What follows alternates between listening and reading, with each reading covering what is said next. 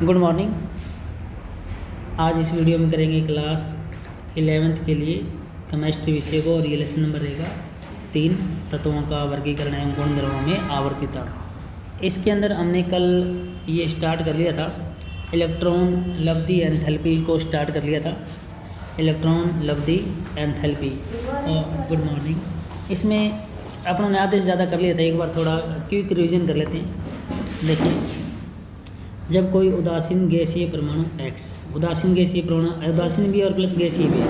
गैसीय है मतलब ब्रैकेट में क्या लगाओगे, G लगाओगे, ठीक है, ये लगाओगे। उदासीन भी है, और उदासीन का मतलब प्लस और माइनस बराबर है, प्रोटॉन और इलेक्ट्रॉन बराबर है, और गैसीय है। और जब कोई उदासीन परमाणु क्या ग्रहण करे, इलेक्ट्रॉन ग्रहण करे, ऋणायन में परिवर्तित होता है। मान लो ये क्या ग्रहण करे, इलेक्ट्रॉन ग्रहण करे, तो ऑलरेडी देखो ये उदासीन था, प्लस माइनस बराबर था। अब इसने क्या ग्रहण कर लिया, इलेक्ट्रॉन, तो अभी ये किसका हो जाएगा, माइनस का हो जाएगा, तो ये ऋणायन बन जाएगा, नहीं बन जाएगा। इन उदासीन परमाणु क्या बन गया, ऋणायन बन गया, तो कह रहे ऋणायन में परिवर्तित हो जाता है। तो इस प्रक्रम में हुए एंथैल्पी परिवर्तन, मतलब यहाँ से जब यहाँ पर आया वो, तो किस में परिवर्तन हुआ है, एंथैल्पी में परिवर्तन हुआ है। तो उसे क्या कहते हैं, उस तत्व की, जो भी एक्स तत्व माना था ना, एक्स तत्व जो भी माना था, उस तत्व की क्या कहते हैं, इलेक्ट्रॉन लब्धि एंथैल्पी, और इसको लिखते हैं डेल्टा EGH।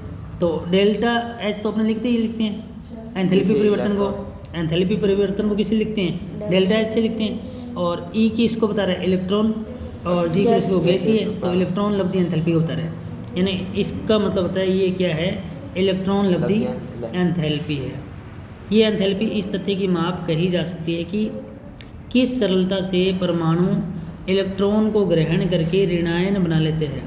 देखो, ये उदासीन परमाणु है, ये क्या है, उदासीन परमाणु प्लस माइनस बराबर है, प्लस माइनस बराबर है, और इसने किसको ग्रहण किया, इलेक्ट्रॉन को ग्रहण किया, और ये किसका बन गया, माइनस का बन गया, ऋणायन बन गया कि नहीं बन गया, ऋणायन बनाया। तो कितना इजीली बनता है, बस यही है, कह रहा है कि यह एंथैल्पी इस तथ्य की माप कही जा सकती है कि किस सरलता से परमाणु इलेक्ट्रॉन को ये परमाणु है किसको ग्रहण करके, इलेक्ट्रॉन को क्या करके, ग्रहण करके क्या बना लेता है, ऋणायन बना लेता है। बस मतलब इस चीज़ की माप ही करनी है। अब इससे ये चीज़ परिवर्तन हो रहा है, इस एंथैल्पी परिवर्तन को ही क्या करें हम, इलेक्ट्रॉन लब्धि एंथैल्पी।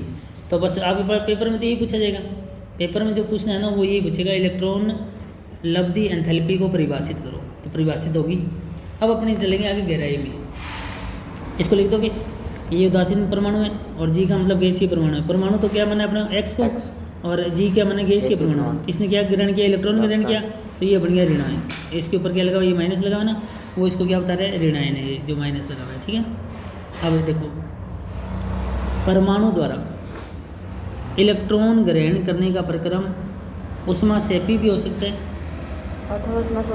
ठीक है, और ऊष्माशोषी भी हो सकते हैं। ऊष्माक्षेपी मतलब ऊर्जा मुक्त होगी, और ऊष्माशोषी मतलब ऊर्जा ग्रहण होगी। यह तत्व जो भी एक्स तत्व है, यह तत्व के स्वभाव पर निर्भर करता है, यानी इस तत्व के स्वभाव पर निर्भर करता है कि वो ऊष्माक्षेपी प्रक्रम होगा या ऊष्माशोषी। बहुत से तत्व जब इलेक्ट्रॉन ग्रहण करते हैं, मान लो ये उदासीन तत्व था, ठीक है, इसने क्या ग्रहण किया, इलेक्ट्रॉन ग्रहण किया करते हैं, तब ऊर्जा निर्मुक्त होती है। ऊर्जा निर्मुक्त होने का मतलब कैसी से, उष्माक्षेपी है या उष्माशोषी है, निर्मुक्त मतलब ऊर्जा बाहर निकलती है, तो उष्माशोषी होती है। बहुत सारे इलेक्ट्रॉन मतलब ये करें, जब बहुत सारे तत्व या परमाणु क्या ग्रहण करते हैं, इलेक्ट्रॉन ग्रहण करते हैं, तो ऊर्जा क्या होती है, निर्मुक्त होती है।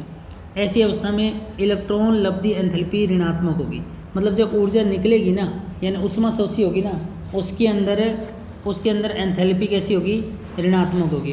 एंथैल्पी कैसी होगी, ऋणात्मक। किस में होगी एंथैल्पी ऋणात्मक, जिनमें क्या निकलेगा, ऊर्जा का मान, ऊर्जा निकलेगा, मतलब ऊष्माक्षेपी में एंथैल्पी क्या होगी, ऋणात्मक होगी। उदाहरण के लिए 17वां वर्ग कौन सा है, हैलोजन वाला।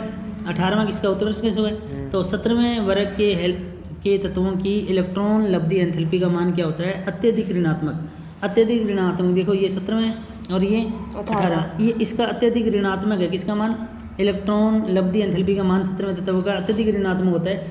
अत्यधिक ऋणात्मक का मतलब होगा कि ये सबसे ज़्यादा क्या है, ऊष्माक्षेपी, इससे सबसे ज़्यादा ऊर्जा क्या हो रही है, निर्मुक्त हो रही है, तो इसलिए सबसे ज़्यादा है। इससे पहले 16वां थोड़ा कम होगा, 15वां थोड़ा कम होगा, ऐसे करते करते ये बात है। पर 18वां जो होगा ना, 18वां उसके बारे में बात अलग होगी। यहाँ तक ये हाईएस्ट ऋणात्मक पहुँच गया, अब इसे ऋणात्मक नहीं जा सकता, तो जाहिर सी बात है इधर वाला क्या होगा फिर प्लस का होगा। आगे देखते हैं। इसका कारण यह है कि मात्र एक इलेक्ट्रॉन ग्रहण करके वे स्थायी उत्कृष्ट गैस का इलेक्ट्रॉनिक विन्यास प्राप्त कर लेते हैं। 18वां जो होते हैं ना लिस्ट वर्ग, वो स्थायी है, और ये 17वें तक क्या है, अस्थायी है। तो एक इलेक्ट्रॉन इसको दे दो, 17 से क्या बन गया, ये 18 वो बन गया, उत्कृष्ट गैस बन गया कि नहीं बन गया। तो इसका इलेक्ट्रॉनिक विन्यास कौन सा इलेक्ट्रॉनिक, स्थायी उत्कृष्ट गैस का विन्यास प्राप्त कर लेते हैं। तो अब ये इसको एक मिलते ही ये तुरंत इधर हो जाएगा, तो ये अत्यधिक ऋणात्मक है, सबसे ज़्यादा ऊर्जा इससे निर्मुक्त होगी, ये ऊष्माक्षेपी प्रक्रम को दिखाएगा, ऊष्माक्षेपी। इसी तरह उत्कृष्ट गैस है, अब ये 18वें इसकी बात कर रहे हैं, 18वें की कि इलेक्ट्रॉन लब्धि एंथैल्पी का मान अत्यधिक क्या हो जाता है, धनात्मक। तो इसका मतलब ये ऊर्जा क्या कर रही है, शोषी, ऊर्जा इसे निर्मुक्त नहीं हो रही, ग्रहण कर रही है, ठीक है, ऊष्मा शोषी। और क्योंकि इलेक्ट्रॉन का वर्तमान क्वांटम स्तर से, देखो अब क्योंकि इलेक्ट्रॉन को वर्तमान में जो क्वांटम स्तर है, मान लो ये क्वांटम स्तर है, से अगले क्वांटम स्तर, यहाँ तक अगले क्वांटम स्तर में प्रवेश करना पड़ता है, यानी इस क्वांटम स्तर से इस क्वांटम स्तर में क्या करना पड़ता है, प्रवेश करना पड़ता है, जो बहुत ही अस्थायी इलेक्ट्रॉनिक विन्यास होगा, यानी अस्थायी इलेक्ट्रॉनिक विन्यास होगा। किसके बारे में कह रहे हैं, किसके बारे में इसने बोला, उत्कृष्ट गैसों का। उत्कृष्ट गैसों का इलेक्ट्रॉन लब्धि एंथैल्पी का मान क्या होता है, अत्यधिक धनात्मक। धनात्मक कब होता है, जब ये मतलब ऊष्मा ग्रहण होती है। तो क्योंकि इलेक्ट्रॉन को वर्तमान क्वांटम स्तर से अगले क्वांटम स्तर में प्रवेश करना पड़ता है, जो बहुत ही अस्थायी इलेक्ट्रॉनिक विन्यास होगा। मान लो 18 में कंप्लीट हो गया, आगे जाने से 19वां में मतलब एक स्टार्ट हो गया। अगर यहाँ से इलेक्ट्रॉन यहाँ जाए तो क्या यहाँ स्थायी है, क्या अस्थायी है, तो इलेक्ट्रॉनिक विन्यास बहुत अस्थायी होगा, ठीक है।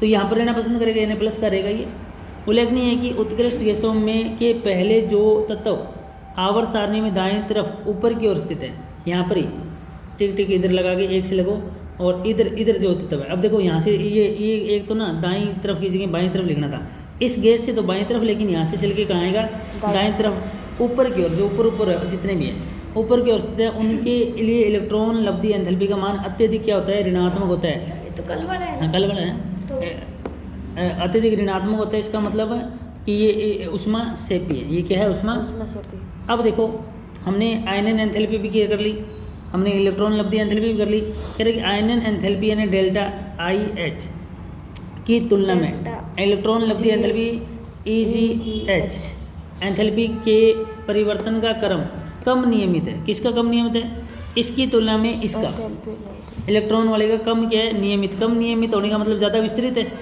मतलब नियमित होने के मतलब जैसे एक लाइन में सीधा सीधा चल रहा है, नियमित हो गया, और जिसमें उतार चढ़ाव आता रहता है वो क्या होता है, कम नियमित है। तो कम नियमित ये इलेक्ट्रॉन वाला है, इलेक्ट्रॉन एंथैल्पी वाला। सामान्य नियम के अनुसार आवर्त सारणी के आवर्त में, आवर्त मतलब एक आवर्त, दो आवर्त, कितने आवर्त है, 8 आवर्त है कि 7 आवर्त है, 8 आवर्त में जब हम दाईं तरफ बढ़ते हैं, मतलब यहाँ से लेके हम किस ओर बढ़ें, राइट साइड बढ़ें, दाईं ओर बढ़ते हैं, तब बढ़ते हुए परमाणु क्रमांक मतलब जेड, परमाणु क्रमांक जेड के साथ इलेक्ट्रॉन लब्धि एंथैल्पी का मान अत्यधिक ऋणात्मक होता जाता है। सही है, जैसे जैसे इधर जाओगे तो इलेक्ट्रॉन एंथैल्पी का मान क्या होगा, ऋणात्मक। और वो ऋणात्मकता क्या बता रही है, ऋणात्मक कब होता है, जब क्या हो, ऊष्माक्षेपी है, यानी जैसे जैसे इधर जाओगे तो ऊष्मा का मान ज़्यादा मुक्त होता जाएगा, ऊष्माक्षेपी अभिक्रिया 17वें में जाके हाईएस्ट हो जाती है, नहीं सॉरी किस में बता रहे हैं अपने, आवर्त में। हाँ तो लास्ट में इस मान लो कोई आवर्त में चले और 17वें वर्ग तक पहुँचते पहुँचते क्या हो जाती है, हाईएस्ट हो जाती है।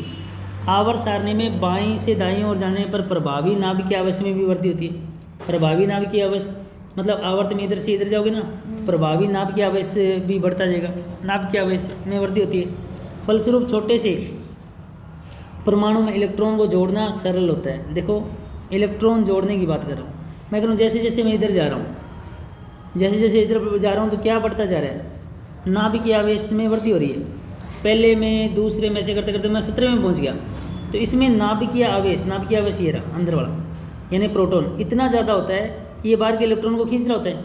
अब 17वें को 18 बनना है, एक इलेक्ट्रॉन खींचने में इसको जोर आएगा क्या, बताओ, नहीं, क्योंकि नाभिकीय आवेश इसका क्या होता जा रहा है, नाभिकीय आवेश में वृद्धि होती जा रही है। बढ़ती जा रही है तो छोटे छोटे परमाणु में जब कोई परमाणु में इलेक्ट्रॉन को जोड़ना क्या हो गया, ईजी, सरल। क्योंकि ये खुद ही खींच रहे हैं। नाभिक के आवेश का मान बढ़ गया, मतलब इसके प्लस का मान क्या हो गया, बढ़ गया, और इलेक्ट्रॉन क्या माइनस, ये चुंबक की तरह खींच लेगा, इसको खींच लेगा।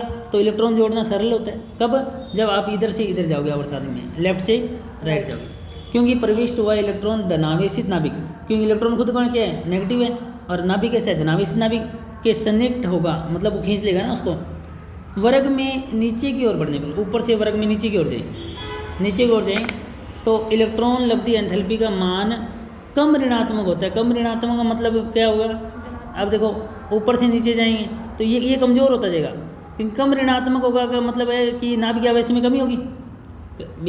कम ऋणात्मक का मतलब धनात्मक ज़्यादा है, धनात्मक ज़्यादा है, कम ऋणात्मक होता जाता है। जैसे नीचे जाएंगे, देखो इधर से इधर जाएंगे तो क्या क्या बढ़ रहा है, इधर जाएं तो नाभ की ऊर्जा, नाभ की आवेश तो बढ़ रहा है, प्लस साथ में क्या हो रहा है, अरे नाभ की आवेश तो बढ़ ही रहा है, ऊर्जा भी ज़्यादा निर्मुक्त हो रही है ना, और इसका मतलब इधर से इधर जाने पर ऋणात्मक होता जा रहा है। ऊपर से नीचे आए तब क्या हो रहा है, तब कम ऋणात्मक होता, मतलब धनात्मक होता जा रहा है। जैसे ऊपर से नीचे जाता जाएगा तो मतलब एक तरीके से धनात्मक ऊर्जा क्या हो रही है, संचित हो रही है, उसमें कौन सा हो गया, उसमें शोषी हो गया। अब देखो क्योंकि परमाणु का आकार बढ़ता है, अब जैसे परमाणु का आकार बढ़ रहा है, अब यहाँ देखो ये प्लस का है और इसमें भी ये प्लस का है। यहाँ इलेक्ट्रॉन मान लो यहाँ बैठा है, यहाँ इलेक्ट्रॉन यहाँ बैठा है, इस पर ज़्यादा आकर्षण इस पर हो रहा है, इस पर हो रहा है, छोटे वाले पर आकर्षण ज़्यादा लगा रहे हैं, छोटे पर दूरी कम है। और जैसे जैसे परमाणु का आकार क्या होता है, बढ़ता है तो प्रविष्ट हुआ इलेक्ट्रॉन नाभिक से दूर होगा, मतलब ये नाभिक की उतनी पकड़ रहेगी इस पर जितनी इस पर है, तो ये क्या हो रहा है, नाभिक से दूर होगा। इसी प्रकार की प्रवृत्ति सामान्यतः आवर्त सारणी में देखने को मिलती है। बस यहाँ तक अपने शायद कल किया था, इसके आगे हाँ भी आवर्त देखने मिलती है। सारणी 3.7 देखते हैं पहले, सारणी 3.7 है कहाँ, ये लो सारणी 3.7 दिख रही है। ये वर्ग वन में hydrogen, lithium, sodium, potassium, rubidium, caesium, इनकी क्या दे रखी है, इलेक्ट्रॉन लब्धि एंथैल्पी दे रखी है। ये वर्ग कौन सा है, 16 इसका दे रखा है। ये वर्ग कौन सा है, 17 में क्या बोलती है अपनी, हेलोजन। और ये वर्ग कौन सा है, ये कौन सा वर्ग आ गया, अरे वो ये वर्ग 18वां लिखना था, 0 वर्ग लिख दिया 18वें को, तो ये 18वां, तो ये हीलियम, ये वो तो रस्ट गैस आ गई ना। तो इनका देखो ये यहाँ देखो, जब अपने ऊपर से नीचे की तरफ जाएंगे, पहले एक तो इधर से इधर जाओ, पहले ये दिया क्या हुआ, पहले वो देखो, मुख्य वर्ग के कुछ तत्वों की इलेक्ट्रॉन लब्धि एंथैल्पी दी हुई है, किसमें, कुल किलोजूल पर मोल में। तो अपने को पता है अगर मैं पहले से इधर 18वें की तरफ जाऊँगा 17वें तक, तो ऋणात्मकता का मान बढ़ेगा। 18वें तक एंटर मत करो, इस 18वें में एंटर करो ही मत, तो देखो बढ़ रहा है -73, ऋणात्मकता यहाँ इसमें दी ही नहीं हुई, -8 बढ़ गई, -141 बढ़ गई, -300 यहाँ तक बढ़ेगा, 53 माइनस का 200 ये बढ़ता जाएगा, 48, 195, 325, 47, 190, यहाँ तक क्या होगा, बढ़ेगा 17वें तक। लेकिन 18वें में वो क्या हो जाएगा, वो ऋणात्मक से क्या हो जाएगा, धनात्मक हो जाएगा। तो और से देखो प्लस का 18 ये बढ़ता जा रहा है। और ऊपर से नीचे आने में क्या होता है, बढ़ता है, धनात्मक होती है, ऋणात्मकता घटती है, घट रही है कि नहीं घट रही, देखो ऋणात्मकता घटती है मतलब धनात्मकता बढ़ती है। ऋणात्मकता क्या हो रही है, घट रही है क्या, इसमें तो नालेख ने कुछ और नहीं ढंग से नहीं घटाया, घट रही है। 141 को छोड़ दो बाकी घट रही है, इसमें भी घट रही है, इसको छोड़ दो बाकी घट रही है, ये अपवाद है, ठीक है। तो अगर क्या घट रही है, माइनस का घट रहा है तो मतलब प्लस का बढ़ रहा है, तो ये देखो प्लस वाला बढ़ रहा है, यहाँ तक बढ़ रहा है, पर ये बीच में ये भी मेरे ख्याल लग रहा है अपवाद है, इसमें तो धनात्मकता ही घटती जा रही है। पर इसको छोड़ दो क्योंकि ये तो कौन सा है, उत्कृष्ट गैस। पर ऋणात्मकता लगभग इसमें देखो घट रही है, इसमें भी इसको छोड़ देने घट रही है, तो इनके बारे में थोड़ा बहुत बता देगा वो। तो ये पढ़ते हैं हमने, वो कहाँ पर, हाँ सारणी 3.7। यहाँ पर इस तथ्य का उल्लेख करना महत्वपूर्ण है कि ऑक्सीजन तथा फ्लोरीन के लिए इलेक्ट्रॉन लब्धि एंथैल्पी का मान क्रम से उन्हीं के वर्गों में ऊपर से नीचे आने वाले तत्वों में कम ऋणात्मक है। देख दो किस किस का बात कर रहा है, ऑक्सीजन और फ्लोरीन। ये लो ऑक्सीजन ये रहा, फ्लोरीन का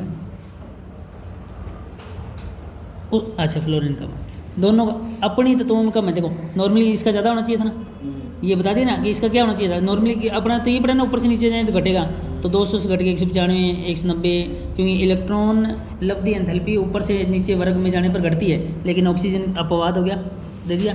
इसी तरह ये देखो 49 से ये नीचे घट रहा है, पर ये क्या है, तो ये अपवाद हो गया ना, ये इसीलिए तो उसने पहले बोल दिया। कौन कौन से तुम्हें ये ऐसे ही प्रश्न तो पूछेंगे। तुम्हारा टारगेट एनडीए के अलावा अभी तुम्हारा मैं बता देता हूँ क्या चीज़ तुम्हें करना है। जेई मेन हाँ, ये अगर पास करोगे ना तो ये आप क्या दे पाओगे, जेई एडवांस दे पाओगे। ये एक तरीके का पहले कॉलेज होते थे, ए ट्रिपली के कॉलेज होते थे, और ये आईआईटी के कॉलेज है। ये बड़ा होता है, वैसे दोनों में इंजीनियरिंग होती है, इसमें भी कर सकते हो और इसमें भी कर सकते हो, पैकेज दोनों में अच्छा मिलेगा। लेकिन ये थोड़ा छोटा जूनियर है और ये क्या है एक तरीका सीनियर। अगर यहाँ तुम्हें मान लो कि महीने का 1 लाख मिलेगा, तो यहाँ करीब 2 लाख मिल जाएंगे आपको। ये इतना पैकेज का डबल सिस्टम हो सकता है, महीने का बता रहा हूँ। हाँ नॉर्मल, हाँ तुम मेहनत करो। हाँ बिल्कुल, इसको ये तुम्हारे फार्म अभी भरे गए हैं, तो इस बार तुम 11th में हो, अभी फार्म भरे जा चुके हैं। अभी याद रखना दिसंबर में कंप्लीट हो गए फॉर्म, ये भरे गए थे नवंबर में, ये मान के चलो कब भरे गए थे, नवंबर में। अभी तक देखो 12th वालों का एग्जाम नहीं है ना। अब तुम्हें ये क्यों बता रहा हूँ, क्योंकि 2 ही चांस है, तो इसलिए ध्यान रखना है। 12th वाले बच्चे ने क्या पेपर दे दिया कि अभी नहीं दिया, 12th के बच्चों ने पेपर नहीं दिया ना, तुम्हारे साथ में पढ़ रहे हैं, उनके ये नवंबर वाला फार्म भरे जा चुके हैं। बहुत सारे बच्चे ऐसे होंगे जिनको नॉलेज में भी नहीं होगा कि ऐसा सर फार्म चलेंगे, ऐसे बोलेंगे। हाँ क्योंकि साल में आप जी मेन को कितनी बार दे सकते हो, 2 बार दे सकते हो, एक साल में 2 चांस मिलेंगे, एक पेपर से पहले और एक पेपर के बाद। तो आप दोनों फ़ायदा उठाना ना। तो मैं तुम्हारी क्लास में, तुम्हारे स्कूल में देख लेना, बहुत सारे बच्चे क्या कहेंगे, अरे सर हमें तो पता ही नहीं लगा। रियलिटी ये होती है कि बच्चों को कहीं को पता ही नहीं लगता। तो तुम अगली बार जब 12वीं पढ़ रहे होगे ना, तुम्हें याद रखना है नवंबर में हमें सीए फार्म भरना है। हाँ ये पेपर पास करना है। ये पेपर पास करने के लिए लोग कोटा में दे के आते हैं 1.5-2 लाख रुपए, यहाँ भी, वहाँ तो ज़्यादा दे रहे हैं, अपने यहाँ लोकल में इतना रुपए दे रहे हैं, और फिर भी श्योरिटी नहीं है। क्या क्वेश्चन मार्क, क्या 1 लाख 1.5 लाख लगने पर क्या मैं जेई पास हो जाऊँगा? वो कहते हैं जी कोचिंग कराते हैं, नहीं होगे तो घर जाओ अपने। हाँ तो पैसे दे के पास हो है, उनको पता पैसे दे के पास नहीं हो सकते इसमें। इसका मतलब तुम ये थोड़ी है कि तुम अभी तो आप बोल रहे हो हैं उन्होंने 1.5 लाख रुपए भी दे दिए, ठीक है। तो क्या वो सारे बच्चे, ये वहाँ इतने सारे बच्चे बैठे हैं, देखो क्या तुम मान के चलोगे सारे पास हो गए हैं? कुछ पास हो गए। अब मान लो कि ये 2000 बच्चे हैं, ये 2000 है, ये 2000 बच्चे नहीं लगे, क्या इन्होंने पैसे नहीं दिए ना, घर आ गए ना वापस। तो इसलिए कह रहा हूँ मेहनत जरूरी है। ये तुम्हें अभी इसलिए बता रहा हूँ क्योंकि ये चीज़ें आनी है, पर तुम्हें अब याद रखना है। एक तो नवंबर 2025, ठीक है। सर 12वीं में पढ़ते हैं। हाँ 12वीं से तुरंत देखो 12वीं में पेपर तो तुम्हारे मेन पेपर कब होंगे, फरवरी में, लेकिन फार्म इसी में भरे जाएंगे। फरवरी के तुरंत बाद ही इसका क्या होगा, एग्जाम होगा, ठीक है। फिर अगला जो होगा वो शायद जून के अंदर भरे जाएंगे, उसका पेपर दिसंबर के आसपास होगा। मतलब आपको मैं बताता रहूँगा, वैसे तो कोई नहीं, अभी बता दिया तो मैं अभी तो 11th में। चलिए आ जाओ। हाँ ये उसके अलावा एनडीए का वो और बता दूंगा। अभी 12th में आना तो तुम आते एनडीए वाला, क्योंकि अपना वो भी टारगेट है। चलो अब यहाँ जाओ, गिरना नहीं है। ऑक्सीजन फ्लोरीन परमाणु में इलेक्ट्रॉन प्रवेश करते हैं, क्योंकि ये पुराना पेपर दिखाऊंगा, ये गहराई वाली चीज़ चलेगी ना।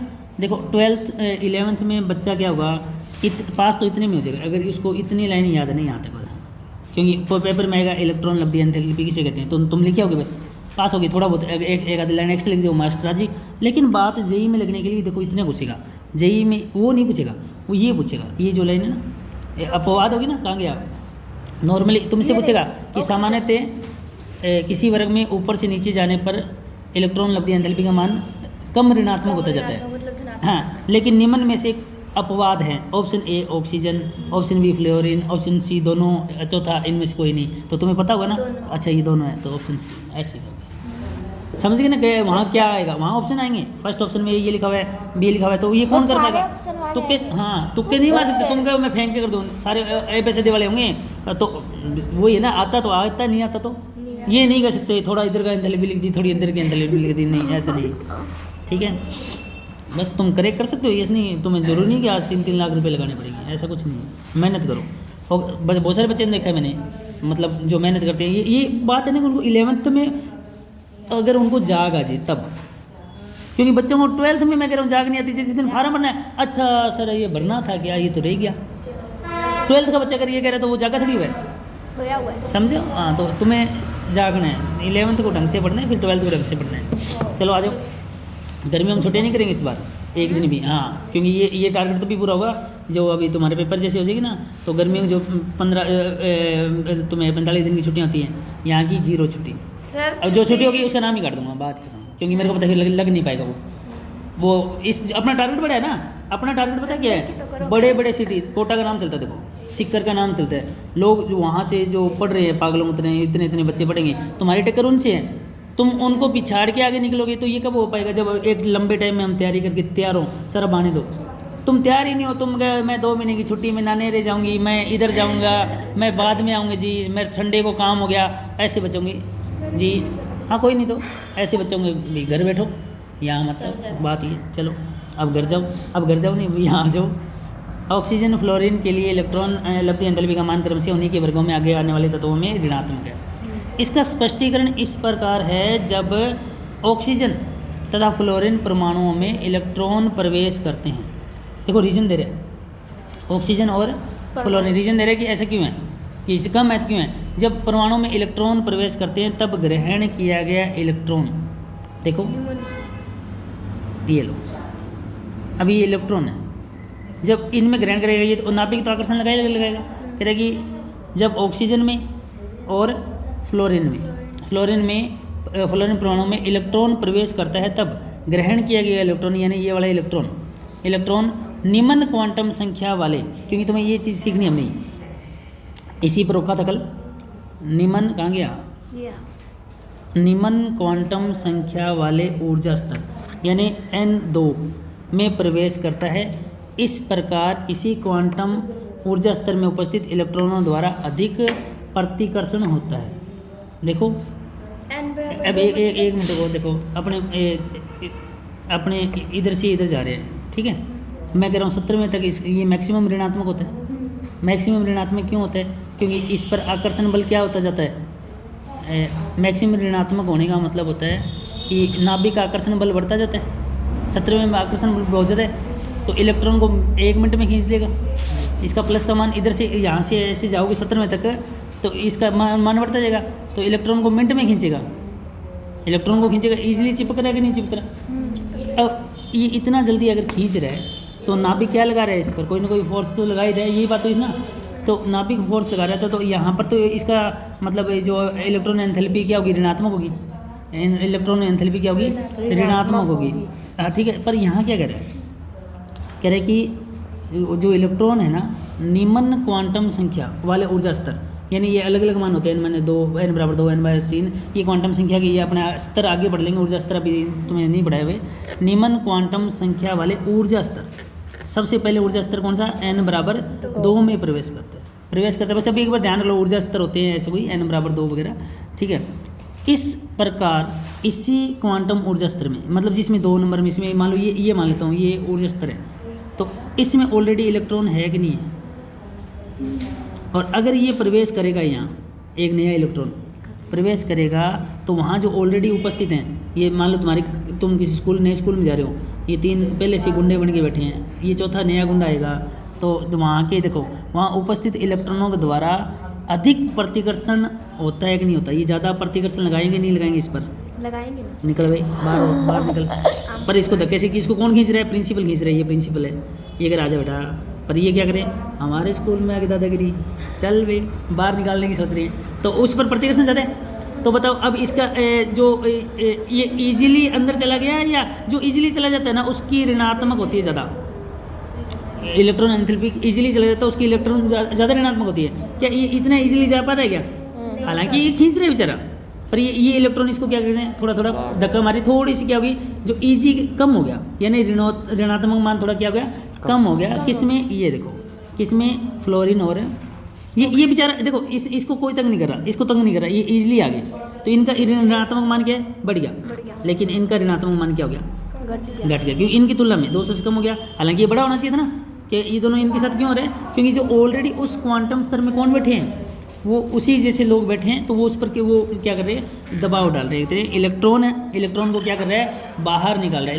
इलेक्ट्रॉन को क्या कर रहा है, प्रतिकर्षित कर। बात समझ में आई क्या कहना चाहता हूँ, भी जो बाहर से इलेक्ट्रॉन पर प्रवेश करता है ना, तो जो ये कह रहा है कि क्वांटम संख्या वाले निम्न क्वांटम संख्या वाले ऊर्जा स्तर में वो प्रवेश करते हैं, n=2 में प्रवेश करते हैं। तो इसी प्रकार इसी क्वांटम ऊर्जा स्तर में उपस्थित इलेक्ट्रॉनों द्वारा और भी इलेक्ट्रॉन है उनके द्वारा अधिक प्रतिकर्षण बल लगाया जाता है। अब देखो क्वांटम स्तर n=3 जिसको S या Cl में प्रवेश कराया जाता है, मतलब इस नीचे वाले ये SCl दिख रहा है और इधर S दिखाऊँ, ये S दोनों दिख रहे हैं। देखो ये Cl की बात कर रहा है और ये इनमें क्वांटम स्तर कौन से है n=3, लेकिन इनके लिए क्वांटम स्तर कौन से है n=2। अब यहाँ इनका देखो कि इन पर क्या होता है, S या Cl की बात कर रहे हैं में प्रवेश करवाया गया, क्वांटम स्तर n=3 में प्रवेश करवाया गया इधर आओ पहले, करवाया गया इलेक्ट्रॉन अधिक स्थान स्पेस में अधिक स्थान घेरता है।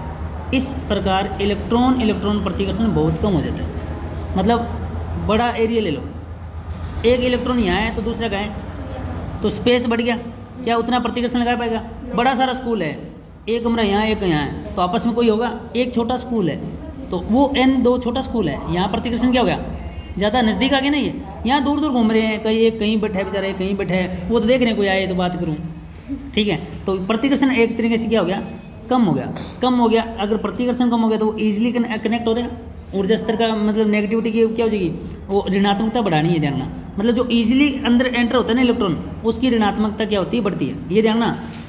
अगर ईजिली एंटर हो रहा है मतलब कोई जोर नहीं आ रहा है इलेक्ट्रॉन को नाभिक के अंदर जाने में, तो उसकी ऋणात्मकता क्या हो जाएगी, उसकी ऋणात्मकता बढ़ जाएगी। और जिसको थोड़ा जोर आएगा उसकी ऋणात्मकता क्या हो जाएगी, घट जाएगी। अब देखो किसको जोर आ रहा था दोनों में, देखो इसमें, अब बताओ इस ऑक्सीजन को जोर आ रहा है, इस सल्फर को जोर आ रहा है, ऑक्सीजन ये तो ईजिली आ गया तो इसकी ऋणात्मकता बढ़ गई और इसकी ऋणात्मकता क्या होगी, घट गई। इसमें देखो इनको बाद में छोड़ोगे, इसको देखो क्लोरीन, और इसमें देखो ये ईजिली आ रहा है, ऋणात्मकता बढ़ गई, इसको थोड़ा जोर आ रहा है क्योंकि ये है सेकंड ऊर्जा स्तर में, ये है अगले में। यहाँ बड़ा होने के कारण इन पर उतना प्रतिकर्षण नहीं लग रहा क्योंकि दूर दूर बैठे हैं, ये नज़दीक होने के कारण उनका क्या हो रहा है, प्रतिकर्षण बढ़ रहा है। बात क्लियर हो रही है कि नहीं हो रही। Yes, तो sir.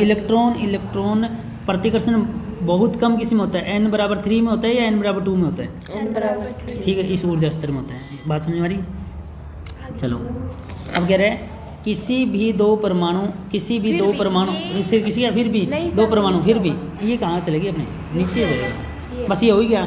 चलो इधर आओ, सर इसको ये नहीं बताया आपने। हाँ इसको बताएंगे, तो आ जाओ। क्या पढ़ रहे हैं, बहुत सी पुस्तकों में रासायनिक प्रक्रम 3.3 में दर्शाए गए एंथैल्पी परिवर्तन के ऋणात्मक मान को इलेक्ट्रॉन बंधुता, मतलब इलेक्ट्रॉन एंथैल्पी मान को अपने क्या कहते हैं, इलेक्ट्रॉन बंधुता। इलेक्ट्रॉन क्या लिखा हुआ है, एफिनिटी, यानी इसको नीचे पैर में क्या लिखा है, ए का मतलब होता है इलेक्ट्रॉन बंधुता। किसको, ये इसको एंथैल्पी परिवर्तन के मान, ऋणात्मक मान को ए से के रूप में परिभाषित किया गया है। तो कोई तुमसे पूछ ले इलेक्ट्रॉन बंधुता क्या है, तो वही चीज़ होगी, ठीक है।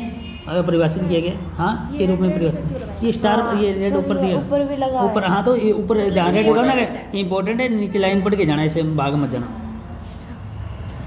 परमाणु द्वारा इलेक्ट्रॉन ग्रहण करने पर जब ऊर्जा निर्मुक्त होती है, ऊर्जा निर्मुक्त होने का मतलब उष्मा सेपी, और जितना ज़्यादा उष्मा सेपी होगा वो उतना ही क्या होगा, इसका इधर जाएंगे तो उष्मा सेपी बढ़ती जाएगी ना, जितना ज़्यादा उष्मा सेपी होगा उसकी माइनस इलेक्ट्रॉन की वो क्या होगी, एंथैल्पी ज़्यादा ही होगी। चलो निर्मुक्त होती है।